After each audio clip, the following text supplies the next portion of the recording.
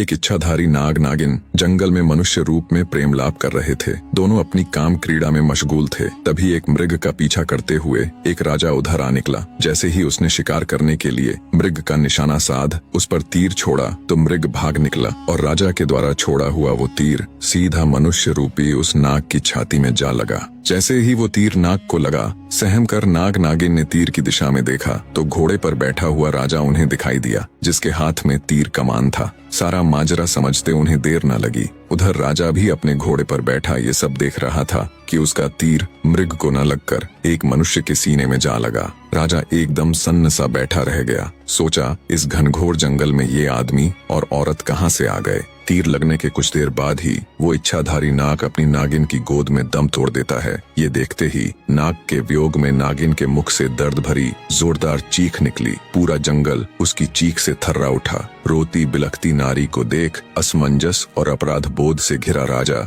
जब अपने घोड़े से उतर उनकी तरफ चलता है, तभी उसने देखा मृत्युप्रांत मनुष्य रूपी इच्छाधारी नाग अपने असली रूप में आ जाता है। ये देख राजा के पैरों नीचे से जमीन खिसक जाती है। उसे समझते देर न लगी कि ये तो इच्छाधारी नाग नागिन का जोड़ा था। अपने मरे हुए नाग पति को अपने गले में टांगे नागिन जोर जोर से रुदन करती हुई भयंकर गर्जना के साथ बोली, हे पापी मनुष्य, आज जिस प्रकार मैं अपने पति के वियोग में तड़प रही हूँ, एक दिन तेरी पत्नी भी तेरे वियोग में ऐसे ही तड़पेगी। ये सुनते ही राजा का चेहरा एकदम फीका पड़ गया। वो नागिन से बोला, हे नागिन, मुझे क्षमा करे, मैंने तुम्हें नहीं देखा, मुझसे बहुत बड़ी भूल हो गई।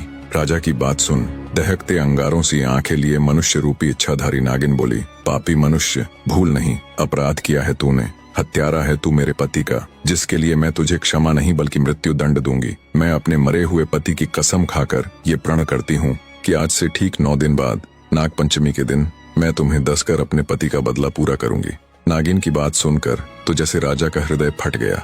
बेचारा बेबस राजा अत्यंत भरे हृदय से राजमहल की तरफ चल पड़ता है। जब राजा राजमहल गया और रानी ने उसका उतरा हुआ चेहरा देखा तो वो भी उसे देख चिंतित हो उठी। रानी बोली, क्या हुआ महाराज, आप जब से शिकार से वापस आए हैं तब से आपका चेहरा बिल्कुल उतरा हुआ है। ऐसा क्या हुआ महाराज, मुझे बताए। तब राजा रानी के सामने जंगल में हुई पूरी घटना कह सुनाता है। सारी बात सुन रानी भी सन्न रह गई। रानी एक पतिव्रता स्त्री थी। वो बोली, महाराज आप चिंता मत कीजिए, आपको डसने से पहले उस नागिन को मुझे मारना होगा। मेरे रहते मैं आपके ऊपर कोई भी आंच नहीं आने दूंगी। अगले दिन राजा और रानी ने बहुत साधु महात्माओं और विद्वानों से अपनी इस समस्या को साझा किया, पर कहीं से भी उन्हें संतोषजनक हल नहीं मिला। किसी ने कुछ उत्तर दिया तो किसी ने कुछ करने को कहा। इन्हीं सब में 8 दिन गुजर जाते हैं। आज वो 9वां यानी नाग पंचमी का दिन था, जिस दिन वो नागिन राजा को डसने के लिए आने वाली थी। बने रहे। आज इच्छाधारी नागिन के बदले का दिन था। आज वो नागिन राजा को डसकर अपने पति की हत्या का बदला लेने वाली थी। राजमहल में तो जैसे मातम सा पसरा हुआ था।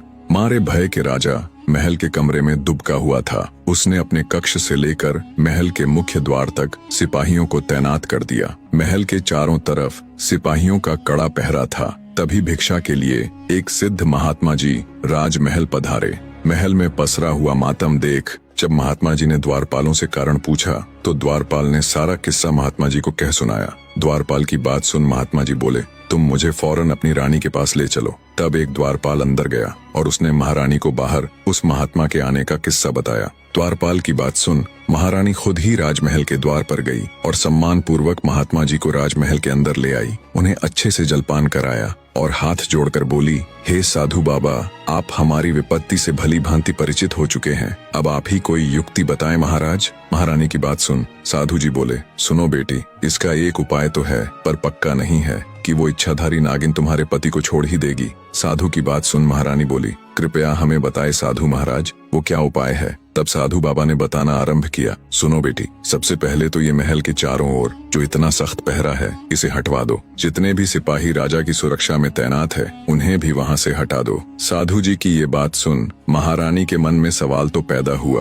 पर उसने महात्मा जी को उनकी बात के मध्य टोकना उचित नहीं समझा। आगे साधु बाबा बोले, बेटी वो कोई साधारण नागिन नहीं है बल्कि एक इच्छाधारी नागिन है जो किसी का भी रूप ले सकती है, किसी भी द्वारपाल या सिपाही का। जब वो महल के बाहर इतना कड़ा पहरा देखेगी तो अवश्य ही राजा महाराज को क्षति पहुंचाने की कोशिश करेगी। आगे साधु महाराज बोले, बेटी आज नाग पंचमी का दिन है। तुम सूर्यास्त से लेकर मध्य रात्रि तक बिल्कुल अपने पति के कक्ष के सामने बैठकर नाग देवता की पूजा करना। अब जल्दी से सिपाहियों को जंगल भेज वहां से सांप के छोटे छोटे बच्चों को मंगवा लो और राजा के कक्ष से लेकर महल के मुख्य द्वार तक थोड़ी थोड़ी दूरी पर छोटे बच्चों को बैठा देना, जो जंगल से लाए गए सांप के छोटे बच्चों को दूध पिलाएंगे। और अंतिम और सबसे जरूरी कार्य, महल के मुख्य द्वार से राजा के कक्ष तक सुगंधित फूल बिछवा दो। इतनी युक्ति बता। साधु बाबा बोले, बेटी बस एक यही रास्ता है जिससे उस इच्छाधारी नागिन का हृदय पिघल सकता है।